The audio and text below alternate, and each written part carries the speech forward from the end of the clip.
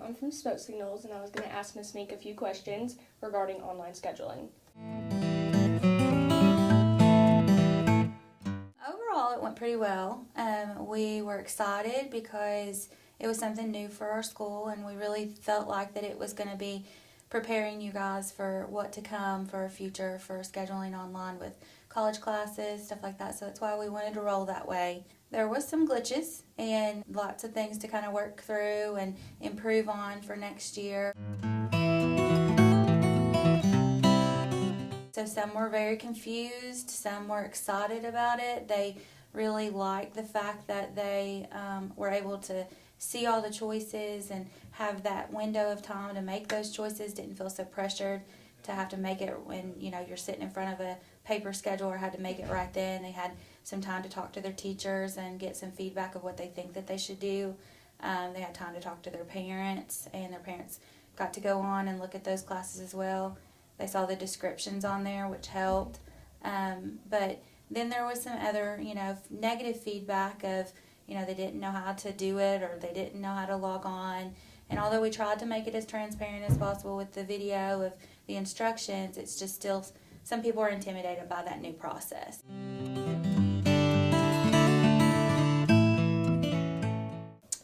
It didn't do a lot of that because we have about 1,600-ish kind of students with the new freshmen coming in and the seniors going out, and so there are quite a few that did not or do not have completed schedules. At the top, you had to complete being 28 out of 28, required or filled classes, and so we run a report, and there are a lot of students that have not either gotten a completed schedule or had a glitch, didn't know how to log on or didn't log on. So we're still going to have to do a lot of that and a lot of pulling students and individually scheduling with them. And then there was a lot of questions too to get that schedule filled, and so it didn't alleviate a lot of that.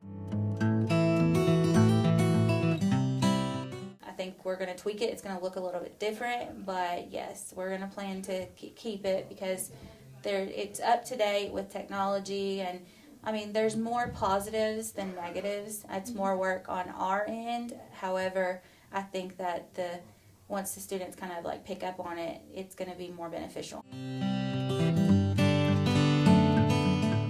The original plan was yes, and then we have been very self-reflective and talked amongst everyone in the department, as well as some district, support people about the pros and cons of that. There were students that requested classes out of confusion of second level classes that had prerequisites, or that they weren't eligible to take. And so the worry is that we're going in there and cleaning that up right now. And if we were to open it back up, then it creates that where everybody goes back in and requests it again, and then it's cleaning it up again. It spirals out of control. So the answer to that is no.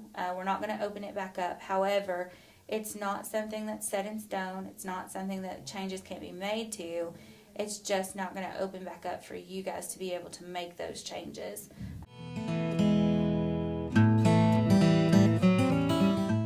You will be able to look back over your schedule. Always, we had the beginning of the school year to do those schedule request changes again. That window of time is very small, and there are very few reasons that you can change a class. But there's always human error, so that's why we don't want to say no, that there's not an opportunity. But you have the first week or so, a couple of days of school for any general classes, and then the first couple of weeks for AP classes. So we always encourage you to challenge yourself and take those pre-AP or AP classes, because you do have that little bit of time to, once you get in there, to figure out whether or not you like it or not. And we want you to push yourself. Absolutely. EKU's been an awesome partnership for students to be able to utilize if that's what they choose. So a lot of the decision making is around that opportunity. So we'll make sure that if students want to take advantage of that, that they have the chance to be able to do that. They've changed their criteria, In the past, you had to meet like all your benchmarks for your ACT. They now are just looking at English as a benchmark, and then still have that GPA requirement. But they, if you're interested, definitely come on the 26th and get more information. We project to be able to offer AP Stats for next year, and then there also is an opportunity through MSU Still of doing that MSU Stats, and there's an MSU College Algebra that's offered as well in their half-year courses, so you could do both of those back-to-back. They also offer that MSU 100 and 200, which are writing classes. So there's tons of opportunities at GRC.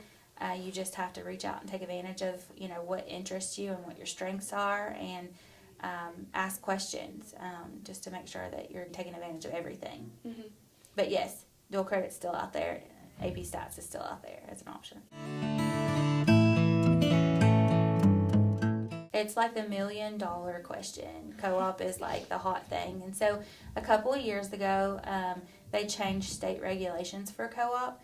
You have to be in a pathway, and those pathways are not just whatever GRC determines as a pathway. It's pathways that are state recognized pathways. We have several, at our school. There's different requirements for each, but you have to be in a pathway. You have to have completed that pathway, and it's only offered to seniors. Make sure check with your pathway teacher that you've met all your prerequisites, and before you ask about co-op, because you've got to see if you're eligible for it first.